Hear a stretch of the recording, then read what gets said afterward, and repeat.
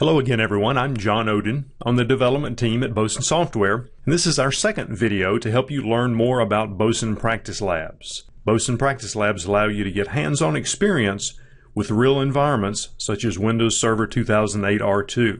In our first video, we learned how to purchase and activate a lab. In this video, we're going to learn how to access a lab. We'll see how the lab content is organized into modules and exercises, and we'll see how to access the lab platform and work through the steps in each lab.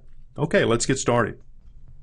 To access the labs that you have purchased, you're going to want to begin by going to our website, boson.com, and go to your My Account page. And the link for that is right up the upper right-hand top corner of our homepage. And once you're there, you're going to want to sign in using your Boson account. I'm going to log in just like that. And then you'll notice on your My Account page, there is a tab for Practice Labs. Click that tab and you'll see a list of every lab that you have purchased. And here in this case, I have purchased two. I have purchased the 70-640 Practice Lab and also the Practice Lab for Microsoft 70-642. And there's a button that will launch each lab. So let's go ahead and launch the first lab. I'm using Internet Explorer. If you're using a different browser, you may need to consult the documentation for your browser for specifics. But in general terms, the processes that we're going to do here are going to be the same. The first thing to note is that Practice Labs requires that you have a functioning Java environment for your web browser, so you'll need to make sure that you've got a Java runtime installed. And the second consideration is regarding your pop-up blocker. Most everyone uses a pop-up blocker of some form these days. In most cases, it's built into your browser, and Internet Explorer is no exception. So let's take a look at the configuration of the pop-up blocker for my browser. Since I'm using Internet Explorer, I'm just going to tap the Alt key on the keyboard, and that'll bring up the menu, and I'm going to choose Tools, and then Internet Options. And then from there, I'm going to go to the Privacy tab. And notice that my pop-up blocker is turned on. So I'm going to look at the settings for my pop-up blocker. And notice that I've got a couple of allowed sites. These are sites from which we will accept pop-ups. And the one that's of concern to us, I've already got in here, but I'm going to type it in again just so that you can see a little more clearly what it is. It should be *practicelabs.com.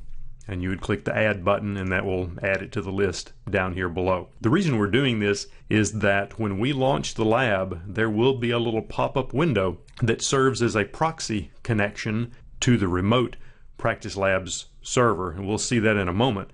But for that to function correctly, we must have this pop-up blocker exception configured into our browser. So make sure you got that done using Internet Explorer. You've seen how to do it here. For your browser, you may need to check your documentation, but in general, the concept is the same for every browser.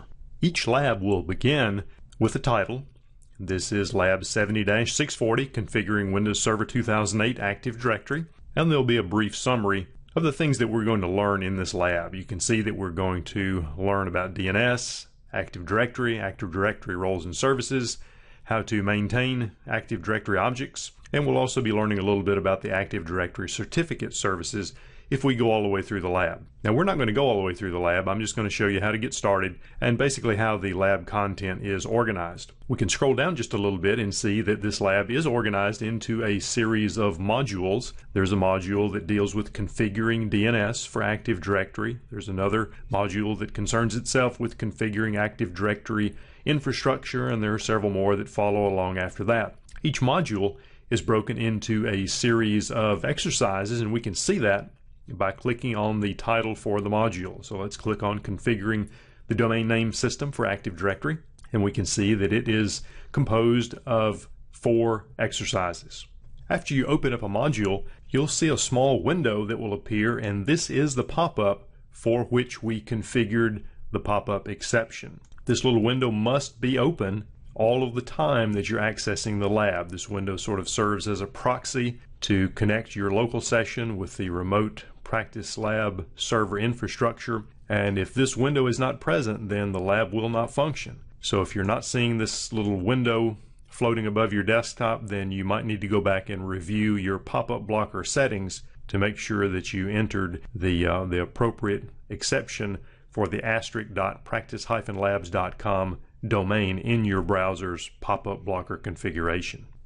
To begin an exercise, we'll just click on it. So let's look at exercise 1, which concerns itself with installing DNS.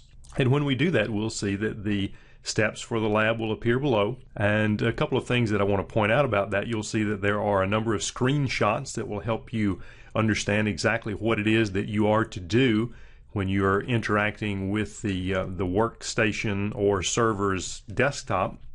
And these screenshots, these are just thumbnails. You can hover over them and you'll see that they will expand. You can hover away and they'll retract back to the thumbnail. You can see that that works the same for all of them.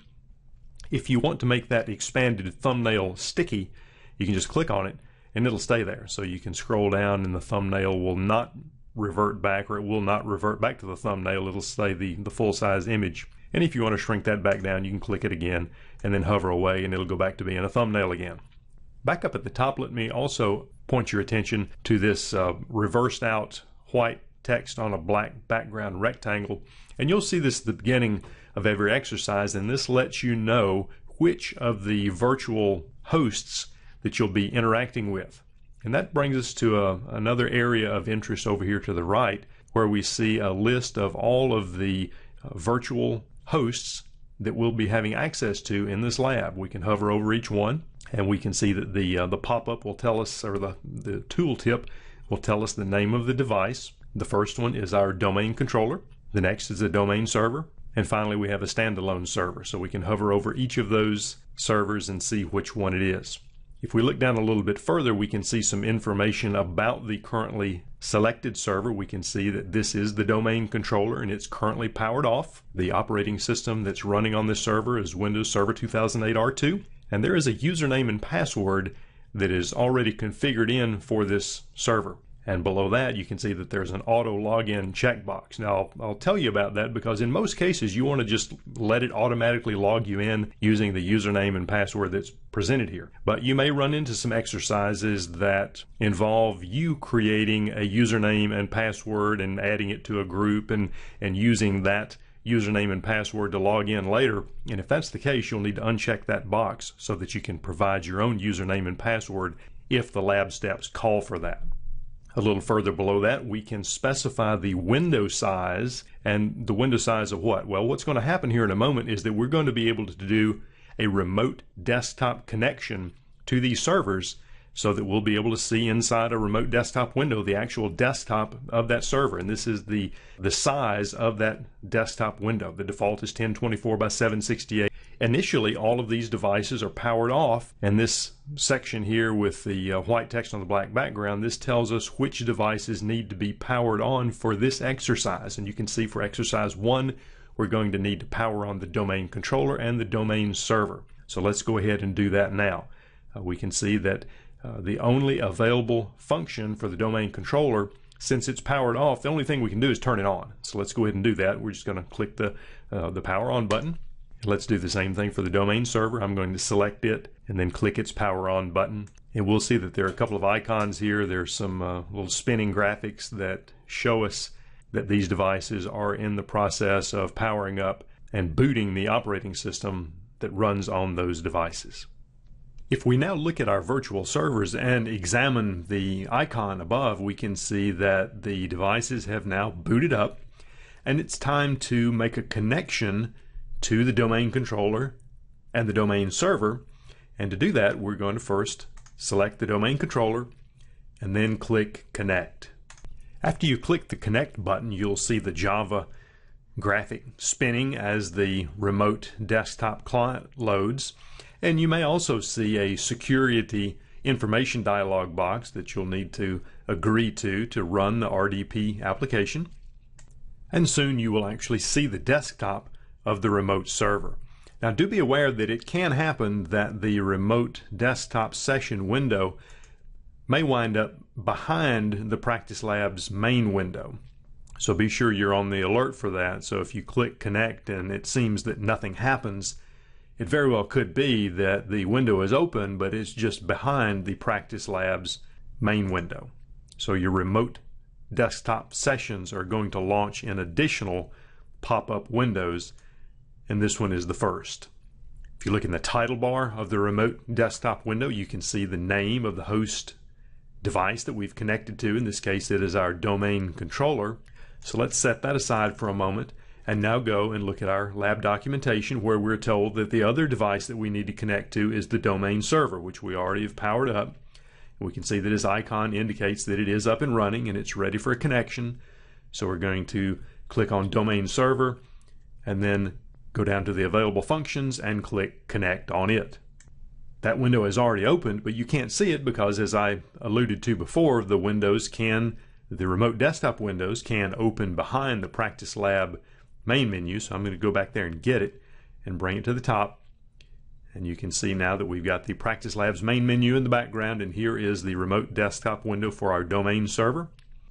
And we also have a remote desktop window for the domain controller, and there they are side by side. I have moved the remote desktop windows over to the left just a little bit so that we can look at the available function buttons for each of our servers and talk a little bit about what they do. We've seen what the connect button does, and that takes the selected virtual server and launches a remote desktop session to it using the window size that's specified here. You have several options. So that's the connect button. The off button is a toggle. If the current state of the device is on, this position is going to be occupied by the off button. If the current state of the device is off, then this will be the on button. Going one to the right, the next function button will allow us to suspend the virtual server, and that basically just puts it to sleep. If you wanted to take a device off of the network but not shut it completely down, perhaps to simulate some sort of a troubleshooting scenario, or if you wanted to know, well, what happens if my Active Directory domain controller goes down? What's the implication of that on the network? Well, you could suspend it and then go examine some of the other devices and see how they react in the absence of a domain controller, as an example. Going over a little bit further is a reboot option. And it does essentially the same thing as if you were going to go to the remote desktop window and use the start button to reboot the server there. The difference is that if you use the reboot function here, it basically does the same thing, except for you don't have to wait for the server to come back up and then figure out whether the server is back up or it's not back up again, and then and only then reinitiate the remote desktop session. If you use this reboot function, it will reboot the server and it will automatically reestablish a remote desktop session as soon as the terminal service starts back up.